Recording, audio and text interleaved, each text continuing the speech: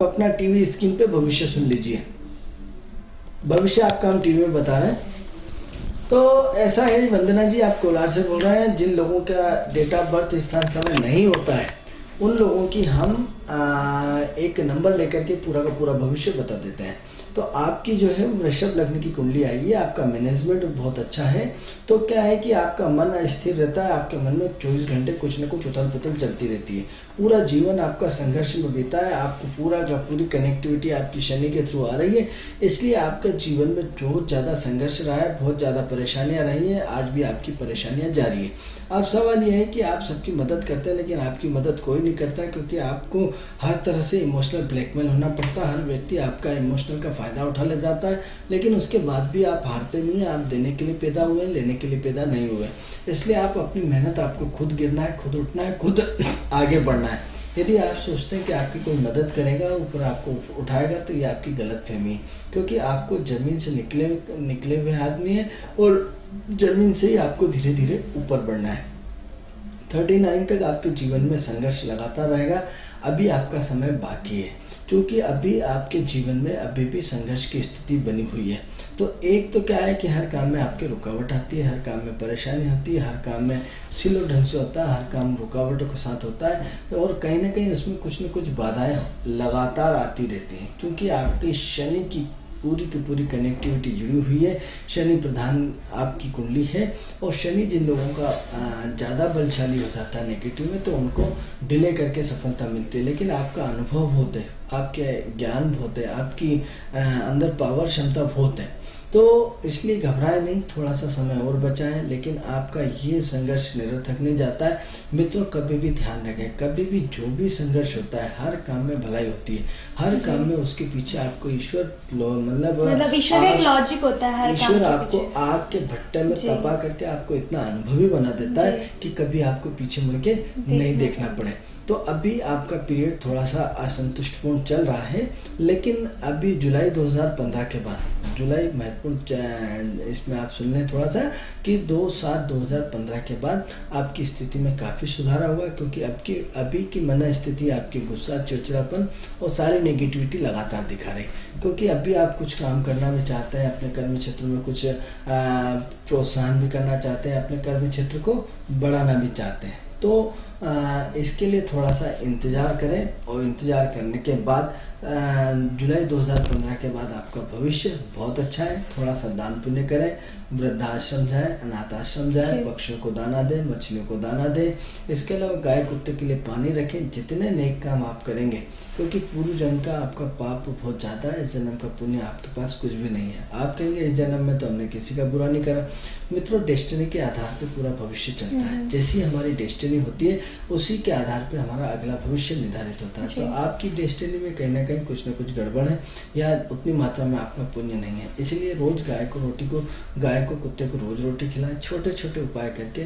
मंदिर के सामने जो भिखारी बैठे रहते हैं उनको भोजन कराएं। तो कुछ ना कुछ थोड़े छोटे छोटे उपाय करिए, जिससे आपका पुण्य बढ़ेगा और पाप घटेगा। जैसे ही आपका पाप घटेगा और पुण्य बढ़ेगा, तो आपकी प्रोग्रेस होना शुरू हो जाएगी। हो सकता है ये आप सारे उपाय यदि करते हैं तो बहुत, जिस दिन से आप करेंगे हो सकता है उसी दिन से आपका समय में परिवर्तन आना शुरू हो जाए। इसलिए थोड़ा सा अपने आप को संयम बरतें और थोड़ा सा समय का इंतजार करें, और बाकी आपका भविष्य बहुत अच्छा है। बस थोड़ा सा डिले है, इसमें कोई घबराने की बात नहीं है।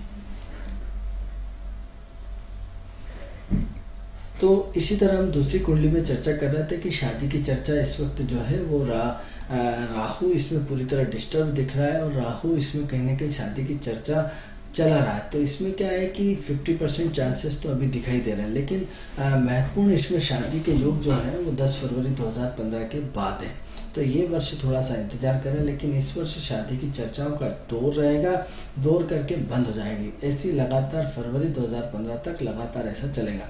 लेकिन जैसे ही फरवरी 2015 में गुरु की स्थिति आती है, गुरु आपका शादी के लिए पूरी तरह तैयार है। जैसे ही बुध में गुरु का अंतर आता है, आपका विवाह कार्य संपन्न हो जाएगा। लेकिन अभी फिलहाल ये नौकरी की बात करता है। आपकी नौकरी यदि नहीं लगी है तो लगने वाली हो सकता है 20/7/2014 के बाद कभी भी आपकी नौकरी लग जाए।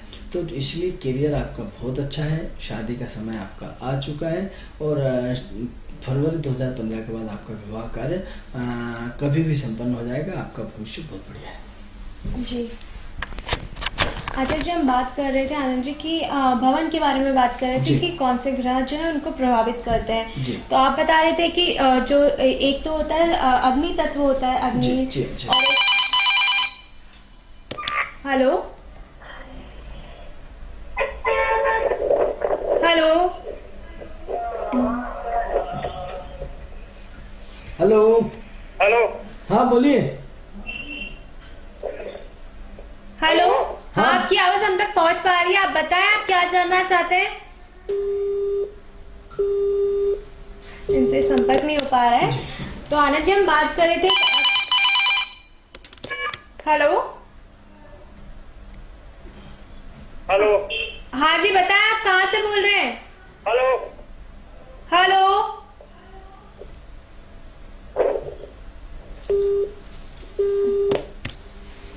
तो आनंद जी, हम बात कर रहे थे भवन से संबंधित जी। कि कौन से ग्रह उसको प्रभावित करते हैं। तो आपने बताया था एक तो अग्नि तत्व होता है और एक जल तत्व होता है। जी। मतलब दोनों एक दूसरे के अपोजिशन में होते हैं। बात ये चल रही थी खुशबू जी जी। कि हम एक दूसरे को प्रभावित तभी कर सकते हैं जब हमारे डीएनए एक दूसरे से जुड़े। मैच करें जी। अब सवाल ये है कि एक का प्लग दूसरा उल्टा सीधा चलेंगे तो क्या आएगा, लाइन फॉल्ट हो जाएगी। जी।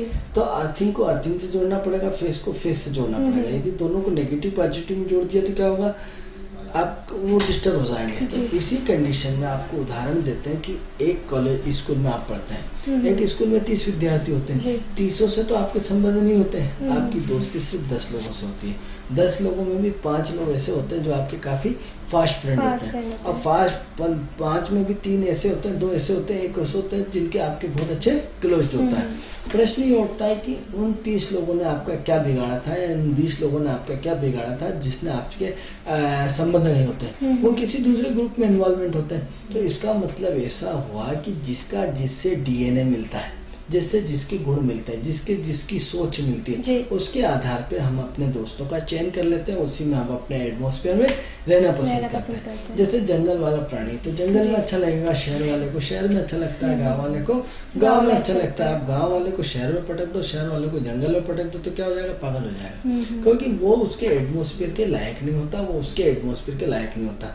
वहाँ का कल्चर, वहाँ की संस्कृति, वहाँ का धर्म, उसका एटमॉस्फेयर, उसकी सोच, उसका रहन सहन, उसका खान पान उन सबसे भिन्न भिन्न भिन्न होता है। और वहाँ की शैली को हम जैसे बॉम्बे जैसी या विदेशी कंट्री जैसी दिनचर्या को हम अपने जीवन में नहीं ला सकते, वो हमारी दिनचर्या को वो अपने जीवन में ला सकते हैं। और यदि एक दूसरे की नकल करने की कोशिश करें तो पिछड़ जाएंगे, हास्य का पात्र बनेंगे, परेशान हो जाएंगे, या कहीं ना कहीं जिंदगी डिस्टर्ब हो जाएगी। तो ऐसी कंडीशन में क्या होता है कि हमें अपने देश का और वातावरण परिस्थिति के हिसाब से एडजस्ट करना पड़ता है। आनंद जी, मैं यहाँ पे आपको रोकना चाहूंगी क्योंकि हमारा जो समय है वो बिल्कुल कम है और आगे भी नेक्स्ट हम अपने कार्यक्रम को जारी रखेंगे, इस विषय को जारी रखेंगे। तो दर्शकों, सबसे पहले आपको बताना चाहूंगी कि अगर आपकी कोई भी समस्या है भूमि भवन को खरीदने से संबंधित या किसी भवन को खरीदना चाहिए या नहीं खरीदना चाहिए, तो हमारा जो नंबर नीचे फ्लैश हो रहा है उस पर संपर्क करें। उस पर संपर्क करने से आनंद जी आपकी समस्या का समाधान जरूर करेंगे। तो दर्शकों, अब वक्त तो चला आपसे विदा लेने का। अगले दिन फिर मिलेंगे इसी समय इसी शो में। तब तक के लिए नमस्कार। नमस्कार।